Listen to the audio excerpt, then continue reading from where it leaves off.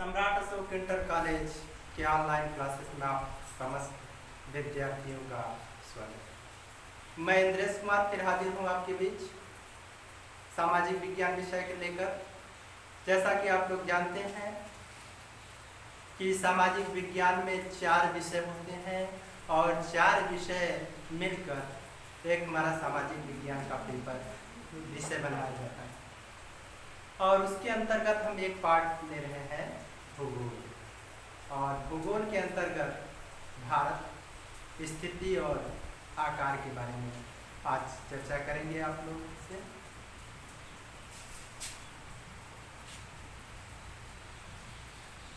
भारत स्थिति और आकार। स्थिति और आकार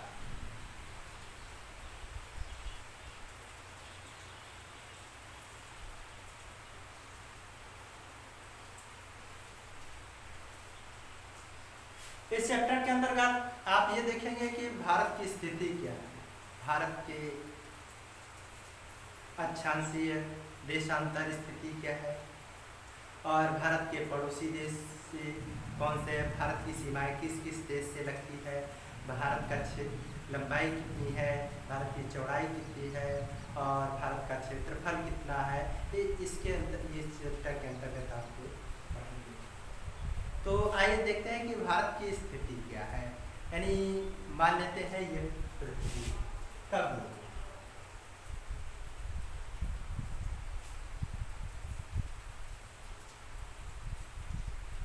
मान एक इसके बीचों बीच एक रेखा खींची जाती है जिसे विषुवत या भूमध्य रेखा कहते हैं। विषुवत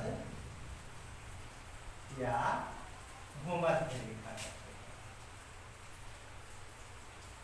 भूमध्य रेखा ये क्या होता है, पृथ्वी के 2 बराबर भागों में बांटती है, इसलिए इसको उत्तरी गोलार्ध, उत्तरी गोलार्ध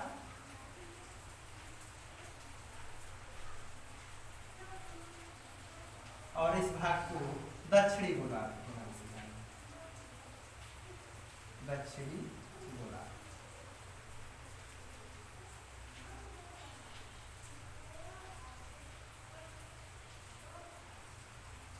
यानी पृथ्वी को 2 बराबर भागों में बांटा है। फिर इधर उत्तरी गोलार्ध में 23.5 अंश, 23.5 अंश पर एक रेखा खींची जाती है उत्तर, तो इसे हम क्या कहते हैं, कर्क रेखा। कर्क रेखा।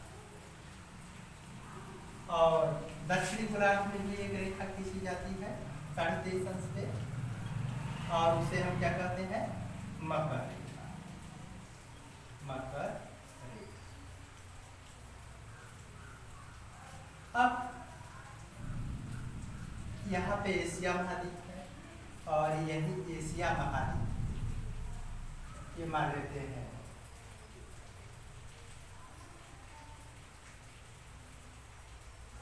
ये मेरा भारत है। तो जो कर्क रेखा भारत को क्या करती है, 2 बराबर भागों में बांटती है। और कहने का मतलब है कि भारत जो है किस गोलार्ध में स्थित है, उत्तरी गोलार्ध। लेकिन अगर सही पोजीशन देखी जाए, सही पोजीशन देखी जाए तो ये उत्तर हो गया, ये पश्चिम हो गया, ये क्या हो गया, दक्षिण, ये हो गया। यानी उत्तर पूर्वी गोलार्ध में भारत स्थित है, उत्तर पूर्वी गोलार्ध में भारत स्थित है। यही भारत जो है उत्तर पूर्वी गोलार्ध में स्थित है। भारत देख रहे हैं, ये क्या है, भारत का मानचित्र।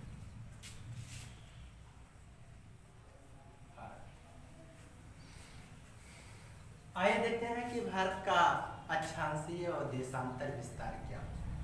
यानी भारत का अक्षांशीय विस्तार आप देखेंगे 8.4 उत्तर से 37 अंश 6 मिनट उत्तरी अक्षांश तक इसका विस्तार हुआ है। देख रहे हैं।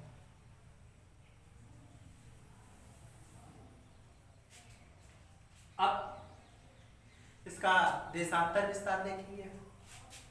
68°60' पूर्वी देशांतर से 97°25'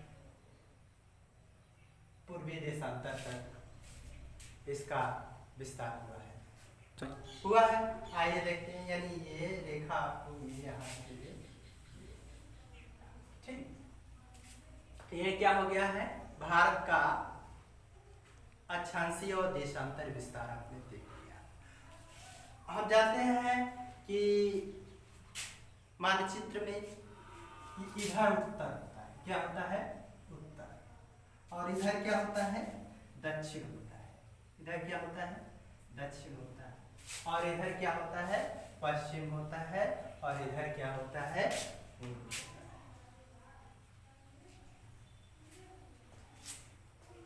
ठीक, तो ये देख लेते हैं। ये इधर ऐसे कर। अब हम देखते हैं कि भारत की स्थिति देखेंगे हम, क्या स्थिति है। तो जैसा कि हम जानते हैं, ठीक है, कि ये यहाँ से लेकर यहाँ तक ये भारत का जो भाग है वो जल से घिरा हुआ है। और यहाँ इधर से लेकर ये यहाँ तक जो है वो स्थल से उसकी सीमा लगती है, यानी किसी देश से उसकी सीमा लगती है। तो कहने का मतलब है कि ये जो तटीय सीमा है इसकी लंबाई कुछ होगी। तो देखते हैं, तटीय सीमा ये है, यहाँ से जब शुरू होती है और ये यहाँ से होते हुए यहाँ तक जाती है। तो इसकी जो लंबाई है वो 6100 किमी है। यानी तटीय सीमा की लंबाई जो है, तटीय सीमा भारत की वो कितना है? 6100 किमी। 6100 किमी। अब तटीय सीमा यानी जल से घिरा हुआ, तो कौन कौन से समुद्र या सागर, महासागर उसको घिरे हुए हैं, ये देखेंगे। तो जैसा कि आप जानते हैं कि भारत के दक्षिण में एकमात्र महासागर हिंद महासागर है। कौन सा महासागर है ये? हिंद महासागर। हिंद महासागर।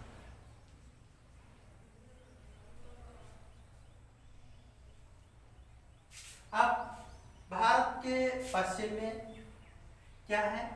अरब सागर। ये अरब सागर है। अरब सागर।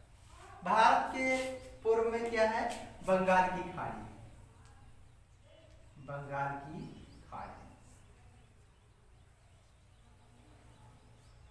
बंगाल की खाड़ी। अब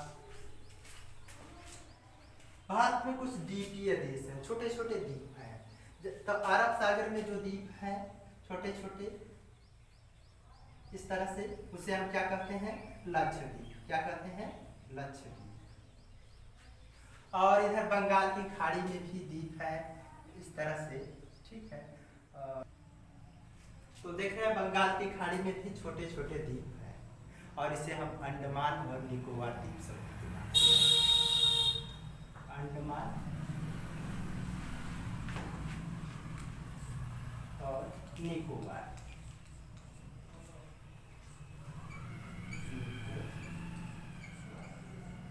द्वीप समूह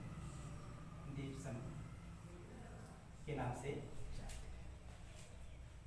देख रहे हैं। अब भारत की, जैसा कि आप जान गए कि तटीय सीमा यहाँ से शुरू होती है और ये यहाँ तक लगती है। और आप देखा कि तटीय सीमा की जो लंबाई है वो 6100 किमी है।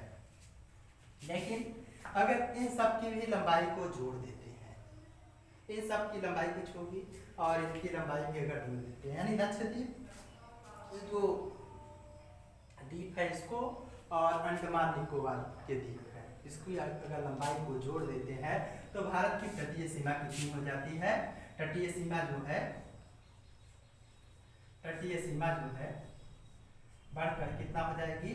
7516.6 किमी, ये बढ़ के हो जाती है 7516.6 किमी।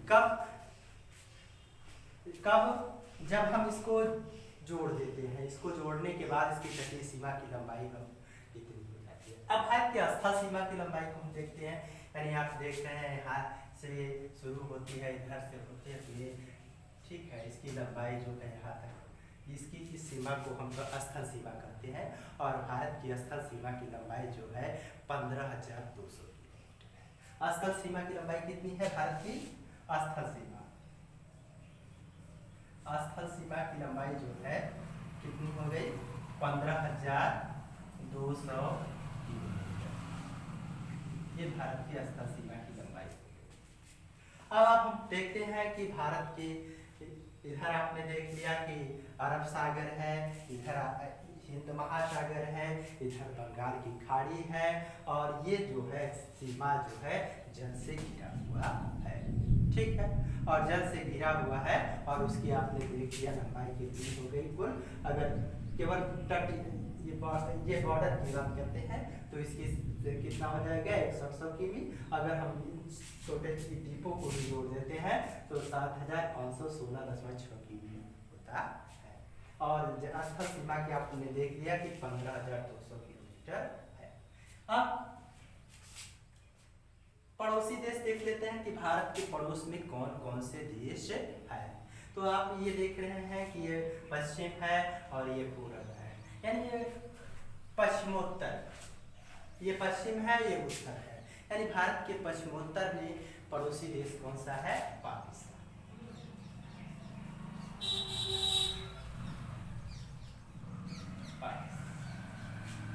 ठीक, और इसके बाद इसकी सीमा जो है अफगानिस्तान से भी लगती है, यानी यहाँ आपका क्या लिख सकते हैं? अफगानिस्तान,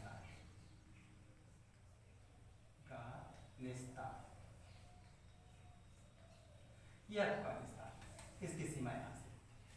अब इधर आप देखेंगे कि भारत की जो सीमाएं हैं, ये है चीन तिब्बत की सीमा है। किसकी सीमा लगती है? चीन तिब्बत की सीमा है। और ये आप जान रहे हैं कि भारत का पड़ोसी देश कौन सा है? नेपाल है। और ये आप देख रहे हैं भारत का पड़ोसी देश कौन सा है? भूटान है, ठीक। और इधर आप देखेंगे म्यांमार, और जिसे हम पूर्व में क्या कहते थे? बर्मा। और ये आप देख रहे हैं ये हमारा पड़ोसी देश बांग्लादेश। और जैसा कि आपको पता है कि भारत की सबसे ज्यादा सीमा किस देश के साथ लगती है? बांग्लादेश के साथ। ये देख लिया कि भारत के पड़ोसी देश आपने देख लिया। इधर आपके पाकिस्तान, इधर आपका अफगानिस्तान, इधर आपका चीन तिब्बत, नेपाल, भूटान, म्यांमार, बांग्लादेश, ये हमारे क्या है? पड़ोसी देश है। अगर आप इधर जलिए देखेंगे पड़ोसी देश, तो इधर आपका हमारा क्या है? श्रीलंका है, जो आपका ब्लैक बोर्ड में नहीं आ पा रहा है, तो यहाँ पे श्रीलंका। अब भारत की लंबाई की बात करते हैं, उत्तर से लेकर दक्षिण तक भारत की लंबाई क्या है, समझ रहे हैं। और फिर इधर आप देखेंगे कि पश्चिम से लेकर पूरब तक भारत की लंबाई क्या होगी।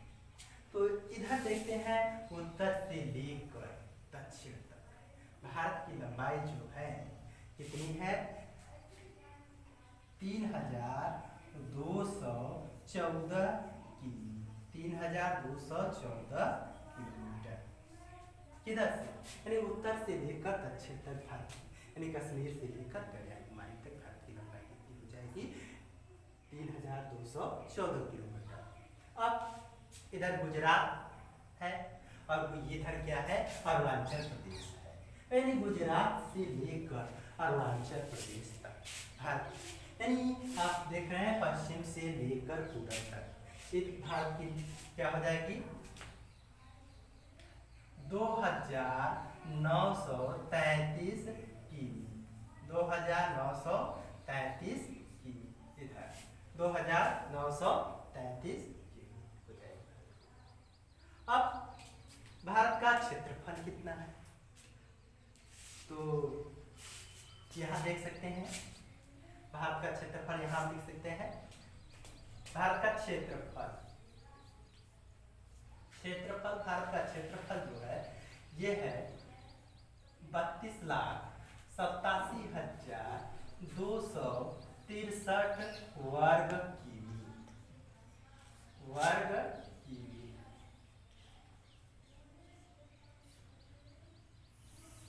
यानी 32,87,263 वर्ग किमी भारत का क्या है क्षेत्रफल है। और जो विश्व का जो भूखंड है उसके अनुसार भारत का जो ये है भूखंड है वो मात्र 2.4% ही है। कितना है 2.4% है। यानी क्षेत्रफल की दृष्टि से अगर देखा जाए तो भारत जो है विश्व में 7वां स्थान रखता है। क्षेत्रफल की दृष्टि से भारत विश्व में कौन सा स्थान रखता है 7वां रखता है। और जबकि जनसंख्या की दृष्टि से भारत विश्व में दूसरा स्थान रखता है।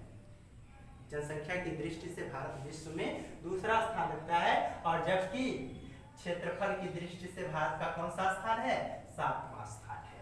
आपने देखा कि भारत की ये स्थिति है, भारत के पड़ोसी देश है, भारत की इतनी सीमाएं हैं, इसके अंतर्गत आपने पूरा ये चीज देखा यहाँ तक, ठीक है।